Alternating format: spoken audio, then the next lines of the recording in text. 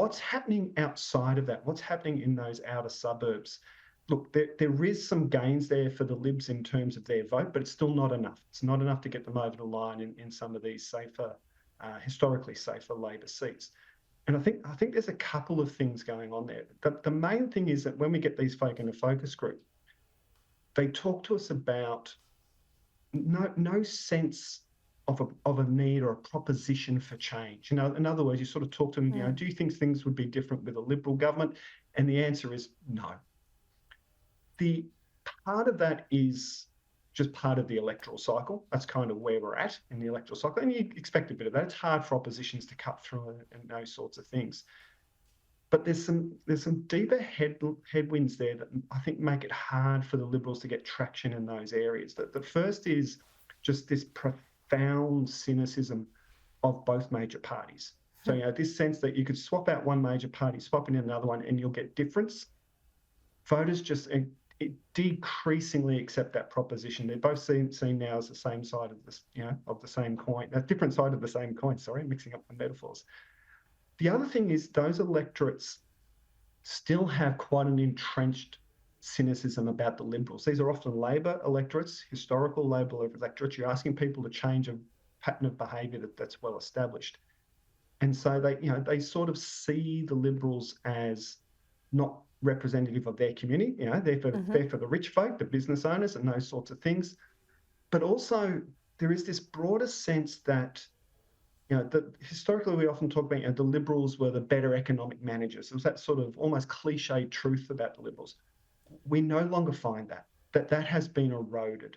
And so what we see in these communities is the Liberals are the people that, along with Labor, both of them together, have sort of contributed to the loss of jobs in our area, the diminishment of services, these sorts of things. So the economic, if the Libs thought they could roll into these areas with that sort of use that economic brand in the time of an economic crisis to try and sort of punch a hole in Labor's support in that area, it's not working because as I say, they're both seeing different sides of the same coin, even on the economy and the results that that the people are living with. It's so fascinating that you say that basically they don't see any difference between the two major parties, because this has been like the ideological debate within the Liberals ever since they lost the election, too far to the left, etc., etc. But you couldn't accuse Peter Dutton of being that. You couldn't accuse Peter Dutton and Anthony Albanese of being, like for like, the same kind of people at all. So I find that a fascinating proposition, and perhaps a pretty scary existential proposition for the Liberal Party if voters in marginal seats that need to change hands just see Peter Dutton as like for like.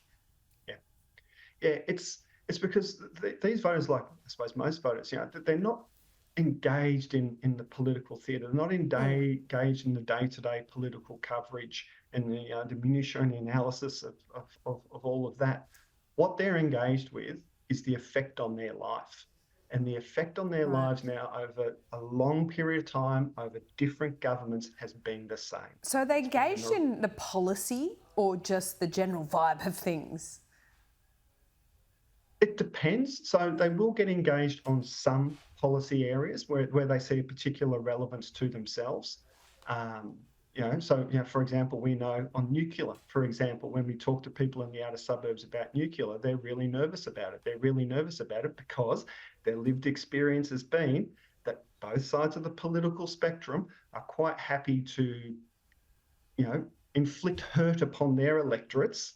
Where do they think the nuclear power stations are going to go? In their electorates, in their backyards. Where do they think the waste treatment's going to go? In their electorates, in their backyard, because that's been their experience over multiple cycles, different governments, both persuasions. They end up on the sort of the wrong end of the boot on these sorts of things. Simon, always good to talk to you. Fascinating 12 months or so ahead. We'll see you soon. Thanks, Laura.